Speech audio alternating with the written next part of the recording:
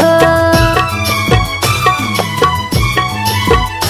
अरे धन धान हमरो भवनवा के भाग हो, खुशी से खिलल बा मनवा के बाग हो। आज बबुआ के आज बबुआ के भइले जन्मवा, अंगनवा सोहर होता। आज बबुआ के भइले जन्मवा, अंगनवा सोहर होता।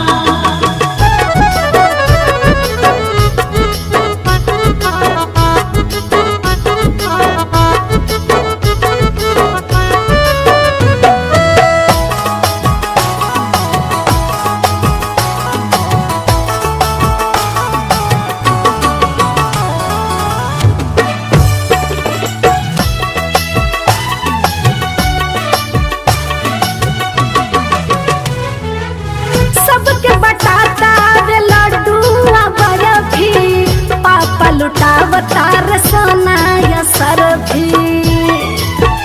हाँ हाँ घर घर बटाता रे लड्डूआ बर्फी, पापा लुटावता रे सोना या सरफी। पापा लुटावता रे सोना सरफी।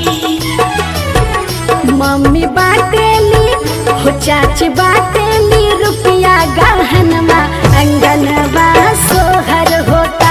आज बबुआ के भइले जन्मवा, अंगनवा सोहर होता।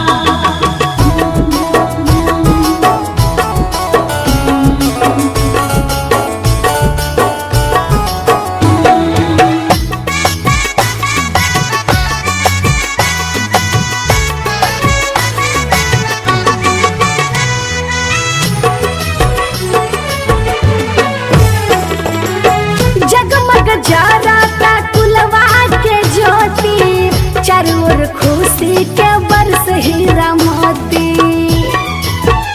हाँ हाँ जगमग जराता कुलवा के ज्योति, चारों ओर खुशी के बरस हीरा मोती।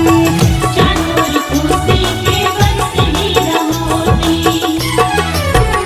महेश झुम झुम मनोज झुम झुम यानी तगावे गनमा, अंगनवा सोहर होता।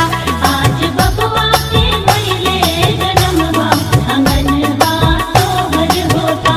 अरे धन धान हमरो भवनवा के भाग हो, खुशी से खिलल बा मनवा के बाग हो।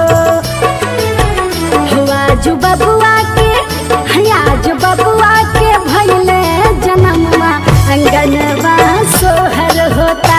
आज बबुआ के भइले जन्मवा, अंगनवा सोहर होता। आज बबुआ के भइले जन्मवा, अंगनवा सोहर होता।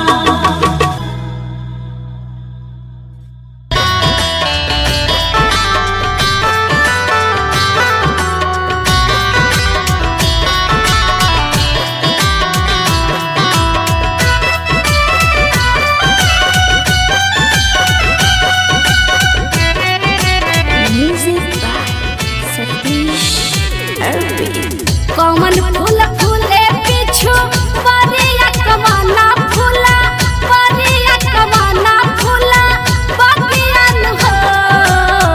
कमल फूल फूले पीछू परिया कमाना फूला, परिया कमाना फूला बगियान हो। ए ललना कमल फूला फूले लायंगा नामा हो, दिलवा बड़ा सुंदर हो। ललना कावन फूला फूले लायंगा नवा हो, दिलवा बड़ा सुंदर हो।